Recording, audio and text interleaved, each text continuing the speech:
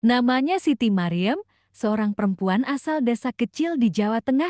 Ia lahir dari keluarga sederhana. Ayahnya hanya buruh tani, ibunya penjual sayur di pasar. Sejak kecil, Mariam sudah terbiasa hidup dalam kekurangan. Setelah lulus SMA, Mariam ingin melanjutkan kuliah. Namun keadaan ekonomi keluarganya tak memungkinkan. Melihat kondisi itu, ia mengambil keputusan berat, merantau menjadi TKW ke Arab Saudi. Ia berpikir, dengan bekerja di luar negeri, ia bisa membantu adik-adiknya sekolah dan memperbaiki nasib keluarganya. Awal keberangkatan, dengan pinjaman dari tetangga dan bantuan calo, Mariam resmi berangkat. Saat di bandara, hatinya campur aduk antara harapan dan ketakutan. Ia berdoa sungguh-sungguh agar langkahnya membawa kebaikan. Sesampainya di Arab, ia ditempatkan di rumah majikan kaya di Riyadh. Awalnya, ia mencoba menyesuaikan diri dengan bahasa dan budaya yang berbeda. Ia bekerja tanpa lelah dari subuh hingga larut malam,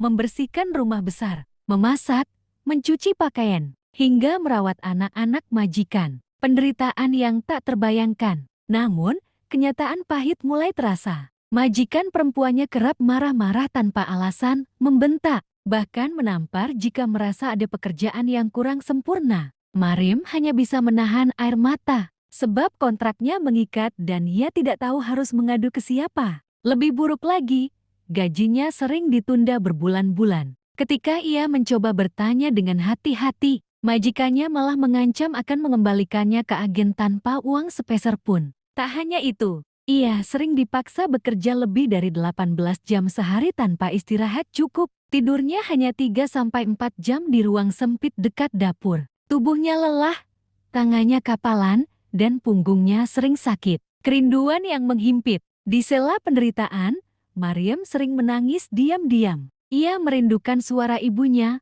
adik-adiknya, dan tanah airnya. Namun ia tak bisa menghubungi keluarga, karena majikan melarangnya memiliki telepon. Setiap malam ia hanya bisa berdoa, "Ya Allah, kuatkan aku. Semoga aku bisa pulang dengan selamat dan membawa rezeki untuk keluargaku." Puncak kesengsaraan. Suatu malam, ketika semua penghuni rumah tertidur, Mariam pingsan karena kelelahan. Ia jatuh di lantai dapur dengan tubuh menggigil. Bukannya diberi pertolongan, majikan malah memarahinya karena dianggap malas. Saat itu, Mariam benar-benar merasa putus asa. Ia ingin pulang, tapi paspornya ditahan majikan. Ia terjebak dalam lingkaran penderitaan, secercah harapan. Hingga suatu hari, salah satu tetangga majikan yang kasihan melihat keadaan Mariam memberinya jalan keluar. Diam-diam, orang itu membantu menghubungkan Mariam dengan Kedutaan Besar Indonesia. Setelah melalui proses panjang dan penuh risiko,